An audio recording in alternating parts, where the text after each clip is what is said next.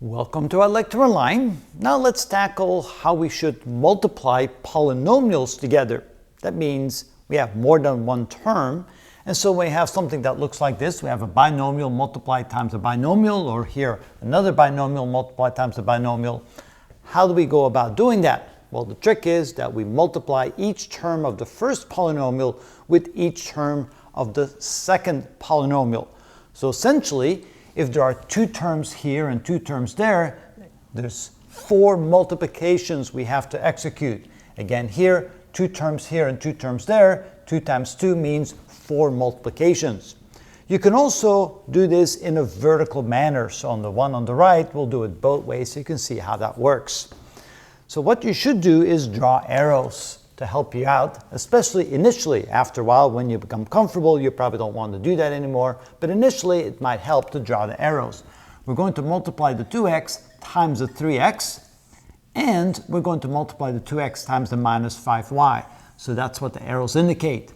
Then we go to the second term of the first polynomial, and we're going to again multiply that times the first term in the second polynomial and the second term. Notice 4 arrows means 4 multiplications. So let's go ahead and do that now, execute that.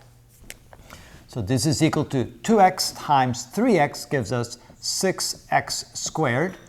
2x times the minus 5y gives us a minus 10xy. A 3y times a 3x is a 9, and we like to write it in alphabetical order. So x usually comes before y. So even though we see 3y times 3x, we write 9xy, so plus 9xy, and then finally 3y times a minus 5y is a minus 15y squared. So that's the multiplication. That's how we multiply polynomials. But then we should finish it by combining like terms. And notice this term and this term is alike. Those are two like terms, so we can combine those. So this becomes 6x squared. A minus 10 plus 9 is a minus 1xy, and minus 15y squared. So notice how we can do the very same thing using the vertical method. So here we take the 3x and we multiply it times both the 2x and the 3y. So 3x times 2x gives us a 6x squared. A 3x times a plus 3y gives us a plus 9xy. Then a minus 5y times a 2x, that's a minus 10xy. So we write in the same column, minus 10xy. And a minus 5y times a plus 3y gives us a minus 15y squared.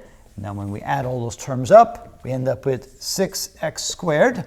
Minus 10 plus 9 is a minus xy, and minus 15y squared. And those answers better be the same, and yes, they are. So let's try this one here again. Use arrows initially to make it easier. We're going to multiply the first term here with the two terms in the second polynomial. So we can draw 2 arrows to indicate that. And then we're going to take the second term and multiply times each of these 2 terms, so we can indicate that with those 2 arrows. Again, 4 arrows means 4 multiplications. What if we had 3 terms in each? 3 and 3, that would be 9 multiplications, because you're going to multiply each term of the first polynomial times each term of the second polynomial. 3 times 3 would be 9 multiplications. We'll show you some examples later.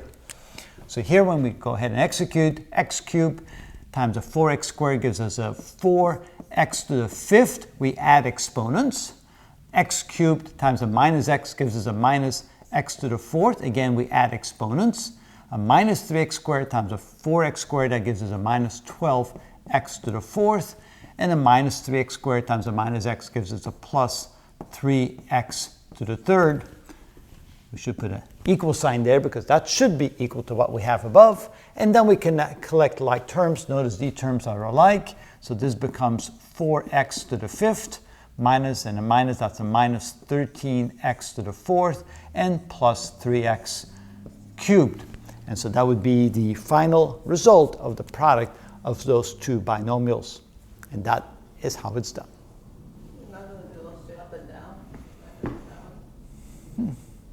You want me to do it? Oh, okay. All right. Okay. All right.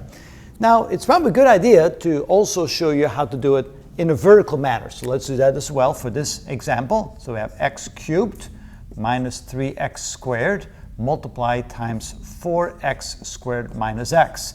So the same approach is over there. 4x squared times an x cubed gives us a 4x to the fifth. A 4x squared times a minus 3x squared gives us a minus 12.